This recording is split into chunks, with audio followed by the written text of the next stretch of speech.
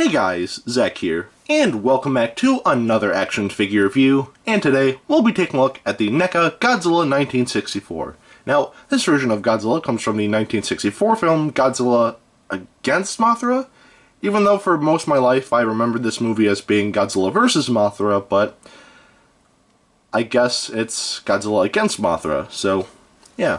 Anyway, Godzilla Against Mothra, I need to get used to saying that, is a good movie. It's not my favorite in the Showa series. I don't love it as much as I love the original 54 film.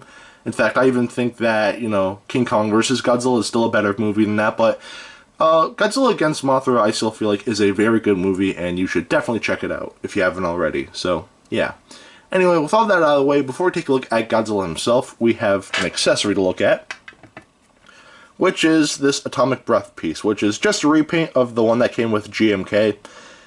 And this is a fine piece. I don't hate this at all. It's just, the paint they decided to go with. It's white. In Godzilla Against Mothra, it was like a bluish color. And even in, I forgot to point this out, in my 62 review, it's supposed to be blue there too, but yeah, they, for some reason, paint these older Godzilla suits white as far as their, Atomic Breath pieces go, which I don't get. It makes sense for the 1954 re-release. By the way, that figure got re-released, and it came with an effect piece, which is basically this, which I think is really cool, but yeah, I just feel like it would have been better. With the exception of 54, I feel like it would have been much better if, these other ones, like 62 and this one, if they were, at least a very bright shade of blue, but that's just me. The sculpting is still nice, and the detailing, again, is there, but I would have preferred if this was painted blue. But anyway, basically what you do here is you just open his mouth, and you make sure this flat piece right here is, kind of on the roof of his mouth, and it just kind of sits there. It doesn't really plug in or anything like that, so, if you shake it a little, then, yeah. It sits in there if you don't move it at all, but if you do move it a little, then it'll definitely fall out, which is a little unfortunate. And that's one thing I like a little more than, when it comes to this figure here, the NECA Godzilla 1962. There's actually a hole inside of his mouth, so you could just take his effect piece and just sort of plug it in, like so, and he can, yeah, you can shake it and everything, and it won't fall out. So I like that a lot more than what they did here, but then again, this figure does have kind of a small mouth, so I do understand, but at the same time, I would have preferred if it just plugged in, so yeah. Anyway, now that we got his accessory out of the way, now we'll take a look at Godzilla himself. And first, we'll take a look at the painting here. And the painting on this figure, I think, is a little flat, mainly because they didn't really paint a lot of the, they missed out on some of the paint here, and not skimping out like Bandai did, where they just, oh, let's not paint the mouth. It's clear that they went all out with the paint here. They just decided not to paint these features, which doesn't make sense, but, well, let's just take a closer look. So, most of the body is this grayish color, which does look nice, until you get to the front of the body, where, as you can tell, they kind of forgot some of the painting here. On the chest here, going down, this little bit here, this is painted a yellowish-brownish color, usually. Or not really painted, but there's a bit of coloration here. As well as in the knees here. That same coloring for the chest here is in the knees as well. But they didn't really, paint that here, which is kind of a shame. And the SH Monster Arts actually has this going on for the chest and all that, but not so much the NECA, and that's a little disappointing, I'm not gonna lie. The painting here is still nice, but again, if they painted this in correctly, then I feel the painting would be much better than it already is. So, yeah. Anyway, the dorsal plates are painted a very bright shade of gray, which again is not accurate to Godzilla Against Mothra. In that movie, again, to compare with the NECA 1962, in Godzilla Against Mothra, they were painted this whitish color, which I feel again, if it was painted that color, it would have looked a little better, but again, this is not a deal breaker. The painting is still very nice, but it's just not accurate. For the most part, I mean. But, yeah. Anyway, the toenails and fingernails are painted a very bright shade of gray. And if we go to the eyes here, we can see that the eyes are painted sort of like a whitish, almost bordering on like a yellowish color, which does look nice. And Godzilla does have a bit of mascara going on here, which I don't think is accurate to Godzilla against Mothra, well, in terms of like design and how he looked, but it's there, so I guess there's nothing I can really do about that. The eyebrows are painted a brighter shade of gray than the rest of the body. It looks the same, but it's very slight, and the painting here is very similar, so yeah. Anyway, the inside of the mouth is painted a pinkish reddish color, which does look nice. Very glossy, which gives it that wet like sort of feel, and I do like that. And the teeth here are painted a tannish brownish color, which does look nice. And that is it for the painting on this figure. And the painting on this figure, it's still good, but it's not really like the best thing ever. Again, if they painted this correctly, like having the bits of like the yellowish brownish color like for the chest and on the knees, and if they painted the dorsal plates correctly, then I think the painting here would be incredible. But as it is, it's still good, but it's not the best. Also, I forgot to point this out. On mine, I do have a couple paint blemishes here and here, but they are very small, and you can't really notice them, like unless you like really focus. They are red, so you could probably pick it up here next to my thumb. I don't know if you can see that or not, but there is a little bit of red there. And even on this shoulder here, there's a little bit of red right there. Again, very hard to see, so it's not the end of the world, but if you do pay close enough attention, then you will see it. So yeah. Either way, the painting on this figure, still good. It would have been better if it was a little more accurate, but the painting, it still works for this figure. So the painting on this figure, I'd say, gets 3/4 of a pass. So yeah. Anyway, now we'll take a look at the articulation, and the articulation on this figure, again, is very good.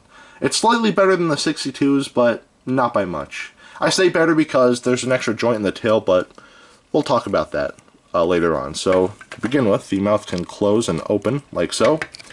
Ball joint at the base of the head, and a ball joint at the base of the neck here. The arms are on ball joints as well, so you can move them 360 and point them out, like so, which is nice. There's a bend in the elbow as well. There's a swivel in the wrist, and the wrist can also move up and down like so, or any which way you want. And there's a bend in the wrist, so you can kind of make Godzilla make a fist, sort of. It's not really a fist, but it's kind of like a puppet hand, I guess. So, yeah. Anyway, we have a very limited ball joint in the waist here. You can still get some pretty good movements out of this, but still is somewhat limited. The thighs here are on ball joints, so you can move them about like so. And something I like with this, you can actually make this figure spread, which is something that a lot of NECA figures can't really do, so I really do appreciate this. There's a bend in the knee here, but it's very tight on both mine. A lot of the joints on this figure, I feel like, are a little too tight, but, you know, they're still fine. They're not, like, at a point where, like, you can't move. You can still move a lot of the joints, in fact, all of the joints, but some of them I feel like are a little too tight.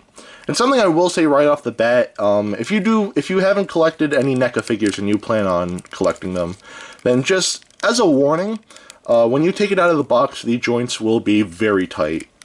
Nothing, the only, like, hot water would help it, and a hair blow dryer, again, would, like, heat it up and, like, sort of, like, soften it so you can move it, but yeah, right when you get out of the box, the joints will be very tight. But anyway, going to the tail here, we have a ball joint, ball joint, ball joint, ball joint, ball joint, and ball joint. So we have 6 joints in the tail altogether, which is slightly better than the NECA 1962's tail, where we have just 5 joints, where it's just 1 extra joint, but to be fair, that 1 extra joint does make a difference.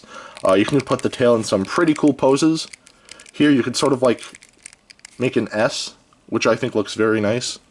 Again, a lot less limited than the 62, but yeah. Anyway, that is it for the articulation on this figure, and the articulation on this figure I think is very good. It's no SH Monster Arts, but all the joints here stay on, and they don't really pop off like on the SH Monster Arts figure, so yeah, the articulation here, I think, is great. So the articulation gets a pass. And really quick, I would just like to say I am so thankful that, you know, I said this when I reviewed the 1962 NECA figure, but I am so glad NECA stopped using bendy wires in the tails and just used full-on jointed tails. This just looks much better. Or just, you know, feels better. I don't have to worry about, you know, the wire snapping inside. And this is great. I hate bendy wires. So I'm really happy to see this. So, yeah. Anyway, that's it for the articulation. Again, it's great, so it gets a pass. So, yeah. Anyway, now we'll take a look at the sculpt. And the sculpting on this figure is great. I absolutely love the sculpting here. Very accurate to how he looked in Godzilla against Mothra. And even the head sculpt, I think, looks very nice. Like, that looks very good. There is one thing I will say, in terms of, like, how the mouth closes. Usually when he had his mouth closed in the movie, you didn't really see his teeth. So, yeah, and that's one thing the SH Monster Arts has over this figure, or one of the few things. When that figure has its mouth closed, like, it's just like, you know, Godzilla's lips, you don't really see his teeth. So, I like that a little more than this, but either way, the sculpting still looks very nice, so the sculpting on this figure gets a pass. Now take a look at the detailing, and the detailing, once again, is very nice. So taking a look at the head, we can see all the scaling and all the creases and whatnot. Very well defined, everything here looks great. And even going to the inside of the mouth here, everything is detailed very nicely. The neck, once again, detailed very nicely. All the scaling and all the creasing and whatnot looks very nice. And just like with just like with a lot of the Bandai vinyls that are out, or some of the Showa ones I own, I get the feeling that this is just like a guy in a rubber suit, and I really like that because you all these like have all these creases like in the skin to give it that like sort of feel. And again, I just think it looks very nice. But anyway, the front of the body is detailed very nicely. All the scaling, all the creasing, everything here looks very well defined. And the feet, again, look very nice. There's a bit of a seam here, but again, ignoring that, the feet look great. And going to the arms here, we can see that the detailing here, all the scaling, very well defined.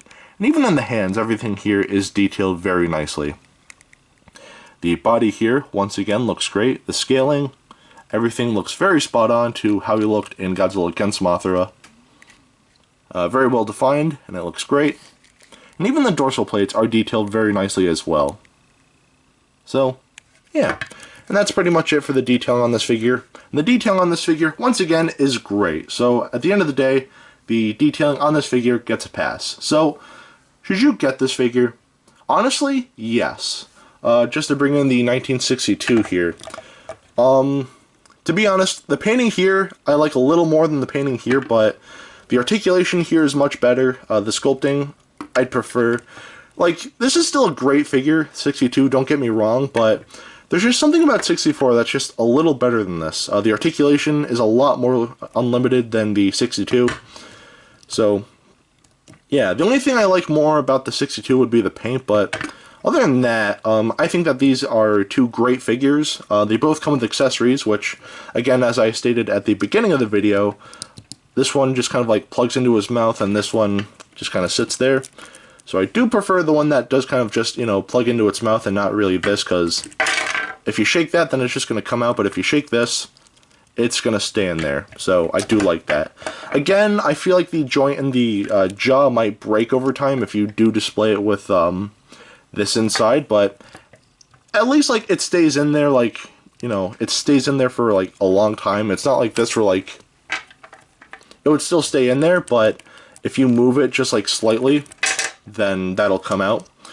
So yeah, so at the end of the day, these are both great figures. I feel like NECA is really starting to up their game when it comes to their Godzilla figures, which is great to see. Better packaging, better articulation, and yeah, but yeah, these are both great figures, but if you had to pick one, I'd say get this guy. This is still a great figure, but this figure is just a little better, so yeah. In terms of prices, usually NECA figures usually cost between 20 to 25 bucks, which is not bad at all considering that there are other figures, you know, that are expensive, like the SH Monster Arts 1960. Wow, I stutter. The NECA 1962, which I don't have. I was tempted to buy it at one point in my life, but, you know, after getting this, I'm pretty content with not getting that figure. So, yeah. Though, it is small, but it is a lot more expensive. So, again, definitely get this figure if you can. This is a very nice figure. And if you want to know how big he is, and here he is next to Dr. Billy Grant. Alright, now that is it for today. Have a great rest of your week, and I will see you in the next video. Peace, Zack out.